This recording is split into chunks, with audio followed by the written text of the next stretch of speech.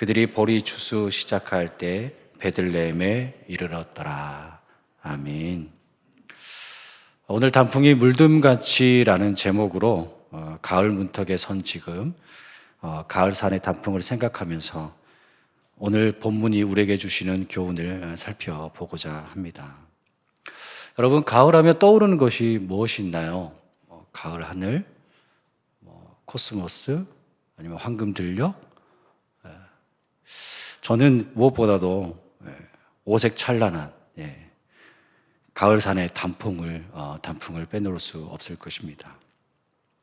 가을 단풍은 하나님의 위대함과 아름다움을 느끼게 해주죠.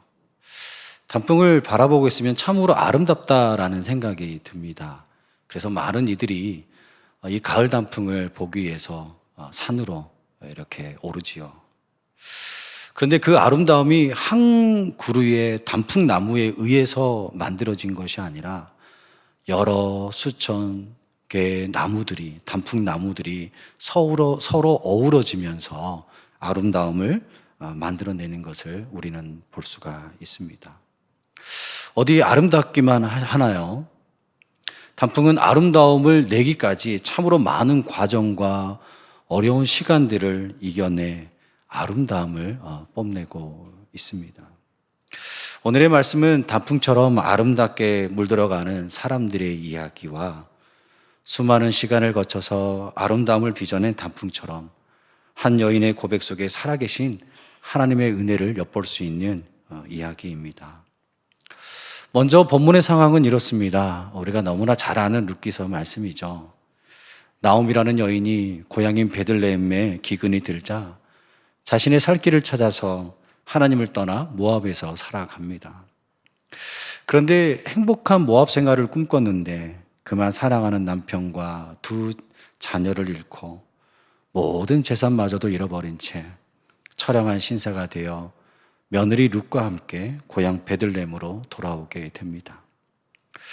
고향에 돌아오니 빈손된 자신을 반갑게 맞이해 주는 고향 사람들이 얼마나 반가운지 모릅니다. 그들 앞에서 나오미는 자신이 하나님 앞에서 잘못하여 처량한 신세가 되었음을 고백하지요. 그리고 다시 돌아왔을 때 하나님께서 긍휼히 여겨주시고 은혜를 베풀어 주시는 내용이 우리가 읽은 본문의 말씀입니다. 그런데 말씀에 단풍이 아름답게 물들어 어우러짐으로 조화를 이루는 것처럼 베들레헴 공동체 그리고 나오미 또 룻의 조화가 보이게 됩니다. 우리가 읽었던 본문 19절 상반절에 보면 두 사람이라는 말씀이 있고요. 22절 중반절에 보면 함께라는 말씀이 있습니다. 이 두 단어는 그냥 지나쳐 버리기에는 너무나도 중요한 단어이지요. 여기서 두 사람은 나오미와 룻입니다. 그 시어머니와 며느리인 룻이 함께 고향 베들레헴으로 돌아왔지요. 여러분, 나오미는 인생을 실패한 사람입니다. 물론 한때는 잘 나간 사람이었지요. 본문 21절 상반절에 보면 내가 풍족하게 나갔더니 라는 말씀이 있는 반면에 뒤이어 나를 비어 돌아오게 하셨다라는 말씀이 있습니다. 베들레헴에 살 때는 재산도 있었고 남편도 두 아들과 함께 남부럽지 않은 삶을 살았던 인생이었습니다. 그런데 그가 돌아오면서 이제 남아있는 거라곤 자신의 몸과 며느리 룻 이렇게 처량한 모습으로 실패한 모습으로 서 있는 것을 보게 됩니다. 실패의 쓰라린 아픔을 갖고 돌아오는데 나옴에게는 자신의 모든 처지를 이해하고 자신을 든든하게 신뢰하는 한 사람, 그 한 사람이 함께 하고 있었습니다. 여러분, 사람은 누구나 실패할 때가 있지요. 나오미처럼 한때는 사회적으로, 영적으로 안정적인 삶을 살다가 한순간의 잘못으로 인해서 실패의 쓴 잔을 마실 때가 있습니다. 그런데 많은 사람들은 그 사람이 사회적으로 잘 나갈 때는 찾지만 나약하고 보잘것없는 처지가 될 땐 외면하기 일쑤이지요. 그러나 아무도 나를 찾지 않을 때, 사면초가의 위기 앞에 놓일 때 누군가가 내 손을 잡아준다면 엄청난 위로와 위안이 되지 않을까요? 그것도 모든 것을 잃어버린 그 실패의 자리에 서 있는 내게 아무런 말 없이 나를 신뢰해주고 함께해주는 사람이 있다면 얼마나 힘이 될까요? 바로 나오미의 그 실패의 자리에 룻이 함께 서 있었습니다. 더 나아가 실패한 모습으로 고향을 찾은 나오미와 며느리를 환영하는 베들레헴의 고향 사람들을 보게 됩니다. 인생을 살아가면서 이런 고향 사람들이 있다면 새로운 인생을 살아가는데, 새로운 도전을 하는데 큰 힘이 될 것입니다. 그런데 문제는 오늘을 살아가는 시대는 그렇지 못하는 데 있겠지요. 우리가 살아가는 시대는 실패자 옆에 서지 않고 성공한 사람들의 옆에만 서려고 합니다. 인생 역전, 인생 대박을 이루어낸 사람들 옆에만 서려 하고 인생의 실패함을 안고 돌아오는 사람에게 위로와 따뜻함보다는 비웃음과 손가락질로 다가올 때가 참으로 많지요. 여러분, 무엇을 말하고 있는 걸까요? 하나님을 사랑한다고 앉아있는 저와 여러분이 가정에서나 교회 공동체에서나 사회 공동체에서나 상처받고 실패한 그 한 사람, 오늘을 사는 우리가 아무도 반겨주지 않는 그 한 사람에게 룻과 같은 동반자가 되고 있느냐 하는 문제입니다. 실패의 자리에 서 있는 사람에게 손가락질을 하는지 아니면 속으로 비웃고 있지는 않는지 모르겠습니다. 또한 세상의 거친 파도 속에서 허우적거리다 피할 곳을 찾아 하나님의 처소인 교회 공동체 속으로 용기 있게 나온 한 사람을 저와 여러분은 베들레헴 성도들처럼 환영하며 따뜻하게 맞이하고 계시는지요? 아니면 내가 교회에 먼저 와서 신앙생활하고 있으니 내가 신앙이 더 좋으니 내 직분이 더 높으니 그냥 우두커니 바라만 보고 계시는지요? 그래서 교회 공동체 속으로 새롭게 들어온 이들을 바라보며 뒷짐지며 방관한 채 그렇게 관망하고 있지는 않는지 모르겠습니다. 가을 산에 오색 찬란한 단풍이 물든 것을 생각해 보십시오. 모든 산의 단풍이 다 물든 것은 아닙니다. 물든 것도 있고 물들지 않은 것도 있습니다. 그리고 색깔이 다 같지 않습니다. 붉은색, 노란색, 주황색, 갈색, 다 색들도 다 다양합니다. 그런데 그 개성 많은 나뭇잎들이 그렇게 아름답게 조화를 이루고 많은 이들에게 기쁨을 선사하는 것을 보게 됩니다. 마찬가지 아닐까요? 오늘 하나님을 믿는 우리 김해교회 안에는 각계각층의 사람들이 모여서 교회 공동체를 이루며 신앙생활을 하고 있습니다. 어떤 분은 많이 가진 사람, 덜 가진 사람, 많이 배운 사람, 덜 배운 사람, 높은 사람, 덜 높은 사람, 실패한 사람, 성공한 사람, 상처 있는 사람이 있는 반면에 상처 없는 사람들이 모인 다양한 모습의 공동체가 바로 교회입니다. 그런데 오늘 우리는 단풍의 물듬같이 하나의 어우러짐으로 아름다운 빛깔을, 아름다운 색깔을 내는 성도로서 살아가고 있으신가요?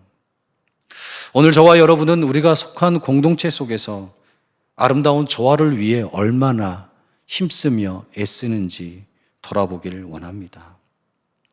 오늘 내 주위를 한번 돌아보시길 바랍니다.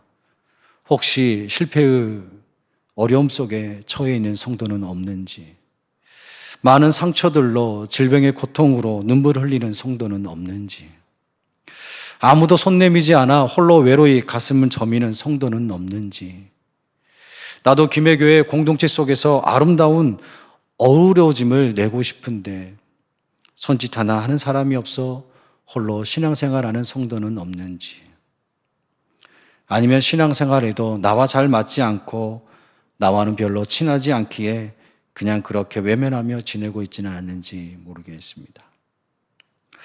오늘 본문에 실패한 나오미에게는 룻이 함께 있습니다. 그 함께함으로 고향으로 돌아오니 고향 사람들이 모든 것을 덮어주고 마냥 환영해주고 있는 모습을 보게 됩니다. 우리 교회의 모습이, 오늘 저와 여러분의 모습이 바로 룻처럼 베들레헴 공동체처럼 되길 소망합니다. 교회는 주님이 가신 길을 걸어가는 것입니다. 주님이 하신 일을 행하는 것이 교회이지요. 그렇다면 주님이 하신 일은 무엇입니까? 병든 자, 가난한 자, 소외된 자, 참으로 부족한 자를 찾아다니셨습니다. 바로 이 모습이 저와 여러분의 모습이 되길 원합니다. 저와 여러분은 나와 친한 사람만 함께 하는 것이 아니라 나 외에 우리 모임 밖에 있는 그 한 사람에게 다가가고 안아주고 참아주고 기다려주는 그 모습이 있기를 원합니다. 이 가을의 단풍을 보면서 그냥 지나치지 마시고 어우러짐의 아름다움을 우리 교회 안에서 활짝 피울 수 있기를 바랍니다.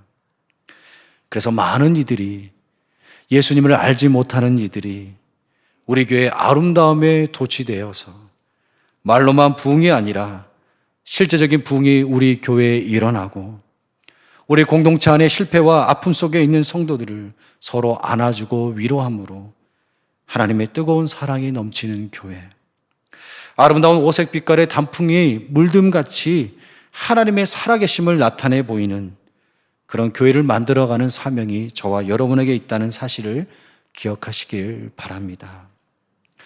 또한 단풍은 물들기까지 참으로 많은 과정들이 있었습니다. 가을 단풍이라는 것이 우리에게 아름다움을 주고 있지만 그 가을 단풍이 물들기까지만 얼마나 많은 일들이, 많은 과정들이 있었을까요? 때로는 살을 에이는 추위를 겪어야 하고, 때로는 여름에 강렬한 햇빛을 받아야 하고, 때로는 모진 바람을 그대로 맞아야 하고, 때로는 강한 비바람을 맞아야 하고, 때로는 뿌리가 송두리째 뽑히는 고통의 폭풍우를 견디며 오늘의 아름다움을 보여줍니다. 오늘 본문 20절과 21절 말씀을 보시면 나오미가 그들에게 이르되 나를 나오미라 부르지 말고 나를 마라라 부르라. 이는 전능자가 나를 심히 괴롭게 하셨음이니라. 내가 풍족하게 나갔더니 여호와께서 내게 비어 돌아오게 하셨느니라. 여호와께서 나를 징벌하셨고 전능자가 나를 괴롭게 하셨거늘 너희가 어찌 나를 나오미라 부르느냐 하니라. 아멘. 나오미가 처절한 고통 가운데 있었음을 말씀해 주고 있습니다. 무엇보다도 자신을 알던 사람들이 자신의 이름을 불러주는데 이제 자신의 이름 나오미라는 이름은 필요 없다라고 말을 합니다. 그만큼 자신이 살아온 세월이 고통의 삶이라는 것을 말해주고 있는 것이겠지요. 나오미는 자신의 이름, 기쁨이라는 이름을 스스로 버리고 이제 마라, 고통이라는 이름으로 불러달라며 자신의 삶이 결코 평탄한 삶이 아니었음을, 지금 자신이 어떤 삶을 살아왔는지 고백합니다. 그런데 중요한 것은 말씀을 보면 나오미는 기쁨을 상실한 원인이 전적으로 하나님 때문이라고 고백을 합니다. 20절, 21절에 보시면 전능자가 나를 심히 괴롭게 하셨습니다 라는 말씀과 21절에 여호와께서 나를 징벌하셨고 라는 말씀이 나옵니다. 나오미는 하나님의 말씀대로 살면 하나님은 좋은 날을 주시고 구원하는 하나님이시며 전능자라는 말은 강력한 힘을 가졌다는 뜻인데요. 사람이 인생을 살아가면서 나락으로 떨어질 수도 있고 고통과 절망의 터널을 지날 때가 있음을 말해줍니다. 그러나 우리가 이 전능하신 하나님을 믿고 붙들 때 저 밑바닥에서 우리를 끌어올려 주시는 하나님, 그리고 우리를 회복시켜 주시는 그 하나님이 바로 저와 여러분이 믿는 전능의 하나님이심을 고백하고 있습니다. 본문의 나오미가 자신이 고통 가운데 있었다고 고백하는 것은 자신이 하나님을 믿지 못하고 하나님을 떠났을 때 구원의 하나님, 그 전능자이신 하나님께서 자신을 인생의 밑바닥까지 떨어뜨리라는 고백도 하고 있지만 반대로 자신을 밑바닥까지 내모신 그 하나님께서 그 하나님께로 돌아가기만 하면 구원하시고 강력한 힘으로 다시 자신을 세우신다는 믿음의 고백 또한 함께 하고 있음을 알 수가 있습니다. 또한 나오미는 자신을 환영하는 많은 동네 사람들 앞에서 자신의 치부를 그대로 드러내는데요. 나오미는 고향으로 돌아와서 자신의 실패를 철저하게 인정합니다. 자신이 하나님을 의지하지 않고 세상의 가치와 관점으로 살다 결국 하나님이 나를 이곳으로 오게 만들었다라고 고백하고 있지요. 여러분, 우리에게 어려움이 다가오면 우리는 어떻게 하십니까? 하나님께서 실패하게 하셨다고 고백을 하시나요? 그래서 하나님께 원망과 불평보다는 이제 자신의 잘못을 고백하며 하나님 앞에 다시 용기 내어 살아보겠노라고 다짐의 고백을 하십니까? 아니면 내가 믿는 하나님이 내게 어떻게 이룰 수 있냐며 원망과 불평 가운데 계시나요? 많은 사람들이 나오미처럼 불행을 통해 신앙의 세계로 들어오면 좋을 텐데 도리어 하나님을 원망하면서 점점 더 멀리 떠나는 경우들을 우리는 종종 목격하게 됩니다. 그러나 여러분, 고난과 불행을 통해서 하나님께 돌아오는 계기가 되었다면 그것이 곧 신앙인의 감사할 내용이 아닐까요? 왜냐하면 그 수치심과 자존심 상함과 고통이 있었지만 돌아서는 그에게 구원하시는 하나님, 전능하신 하나님이 영원토록 함께 하시기 때문입니다. 나오미는 육적으로 실패한 인생이지만 영적으로 성공의 삶으로 돌아옵니다. 모압에 계속 이주하면서 원망 가운데 있었다면 그 삶은 그저 그런 삶이 되고 말았겠지요.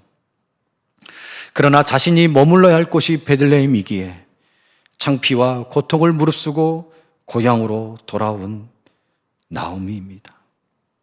돌아온 그곳이 바로 유대의 베들레헴, 찬양이 있고 떡이 풍성한 곳, 바로 이곳은 교회요, 이곳은 예수 그리스도의 따스한 사랑의 품인 것이죠. 예수님께서 나신 곳이 바로 이 베들레헴이지 않습니까? 나오미는 이 세상의 거친 바람 속에서 그냥 그대로 머문 것이 아니라 하나님 앞으로 나왔습니다.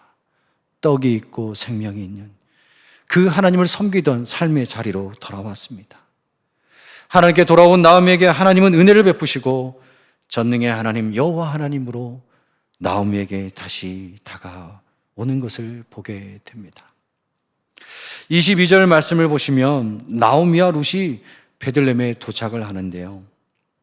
22절에 나오미가 모압 지방에서 그 며느리 모압 여인 룻과 함께 돌아왔는데 그들이 보리 추수 시작할 때 베들레헴에 이르렀다라고 말씀은 증언하고 있습니다.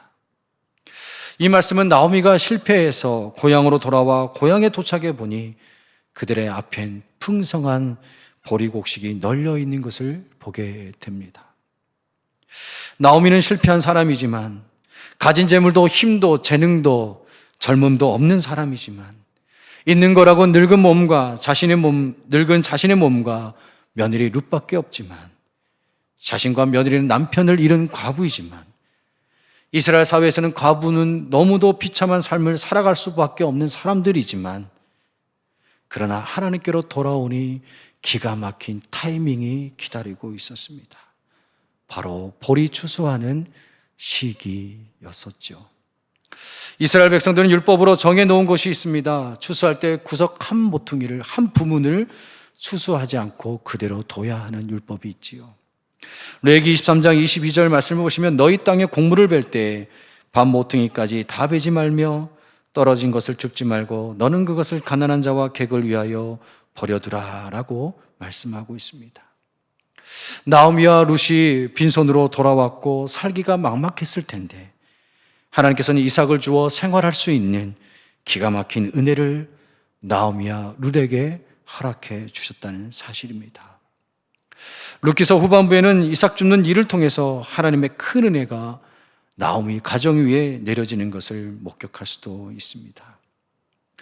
이렇듯 고통 가운데 있던 나오미가 자신의 실패한 모습을 이끌고 돌아오자 하나님은 그들에게 은혜를 베풀어 주십니다. 전능하신 여호와 하나님께서 실패도 주시고 다시 세우어 주시기도 하십니다. 그것은 끊임없이 나를 향해 베풀어 주시는 하나님의 사랑이요 하나님의 은혜인 것이지요. 여러분, 가을의 오색찬란한 그 아름다운 단풍이 지금 이 모습으로 있기까지는 그냥 있는 것이 아닙니다.